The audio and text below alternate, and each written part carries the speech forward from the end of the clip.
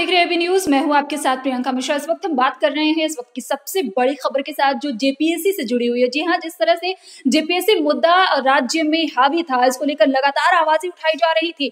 जिस तरह से विपक्षी जो विधायक थे वो लगातार सदन में इसको लेकर आवाज उठा रहे थे, साथ साथ बीजेपी के विधायक भी इसके विरोध में खड़े थे। लेकिन इन तमाम चर्चाओं के बीच इस वक्त की बड़ी खबर यही है, जिस तरह से अजय भारत ने भी इसको लेकर सवाल उठाए थे, लगातार इसको लेकर चर्चा की थी, जिस तरह से छात्रों की आवाज थी वो उठाई थी। और उन तमाम खबरों के बीच ये खबर मिल रही है कि जेपीएससी के जो सचिव थे वो बदल दिए गए हैं और नए सचिव के तौर पर रणेंद्र कुमार को यहाँ पे नियुक्त किया गया है। रणेंद्र कुमार एक अच्छी छवि के व्यक्ति माने जाते हैं और इस वक्त उन्हें जेपीएससी का सचिव नियुक्त कर दिया गया है। और इससे जुड़ी तमाम बातें जानेंगे हम अपने सहयोगी सनी से। सनी, जिस तरह से जेपीएससी का मुद्दा हावी था, इसको लेकर लगातार आवाजें उठ रही थी और इस वक्त की बड़ी खबर ये आ रही है कि सचिव बदल दिए गए हैं।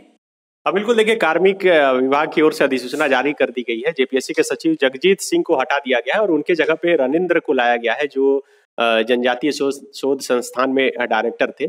आपको पता होगा कि किस तरह से जेपीएससी को लेकर सवाल खड़े हो रहे थे सदन में। लगातार तमाम विपक्ष के विधायक, चाहे वो कुणाल सारंगी हो, सुखदेव भगत हो, प्रदीप यादव हो, यहाँ तक कि हेमंत सोरेन ने भी कहा था कि सरकार कम से कम ये स्पष्ट करे कि 28 से एग्जाम होगा या नहीं, या फिर उस पर कुछ निर्णय ले, क्योंकि एक तो आरक्षण रोस्टर का पालन नहीं हो रहा है और सबसे बड़ी जो आपत्ति थी वो ये कि जगजीत सिंह जो सचिव है उनके बेटे इस मुख्य परीक्षा में शामिल होने वाले हैं और कहीं ना कहीं परीक्षा इससे प्रभावित हो सकती है। और उन्होंने खुद से एक पत्र लिखा था कि परीक्षा से हमें दूर रखा जाए, लेकिन वो तमाम परीक्षा के कामों में शामिल थे और यही वजह है कि सरकार को अंततः फैसला लेना पड़ा। और कल भी मैंने जिस तरह से मंत्री अमर बावरी जो सरकार की तरफ से विधानसभा में जवाब दे रहे थे उनसे बात की थी, तो उन्होंने कहा था कि सरकार जल्द निर्णय लेगी। और उसके बाद जेपीएससी के अभ्यर्थियों के साथ अमर बावरी के आवास पर तमाम जो अभ्यर्थी हैं उनकी वार्ता भी हुई थी और उसके बाद भी मंत्री ने कहा था कि कुछ फैसला लिया जाएगा। अभी सरकार ने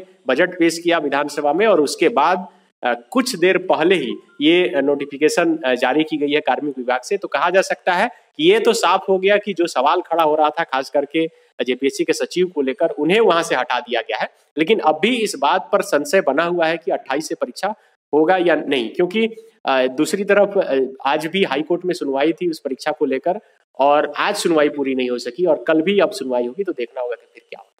तो देखने वाली बात होगी कि जो 28 तारीख से जेपीएससी की परीक्षा होने वाली थी उसका क्या कुछ निर्णय लेती है सरकार। लेकिन आवाज जो उठाई जा रही है वो अभी तक लगातार बरकरार है। जिस तरह से लगातार आवाज उठाई जा रही है कि परीक्षा को स्थगित कर दिया जाए, लेकिन अब सचिव बदल दिए गए हैं। अब आने वाला वक्त ही बताएगा कि सरकार इस पूरे मामले पर क्या कुछ निर्णय लेती है।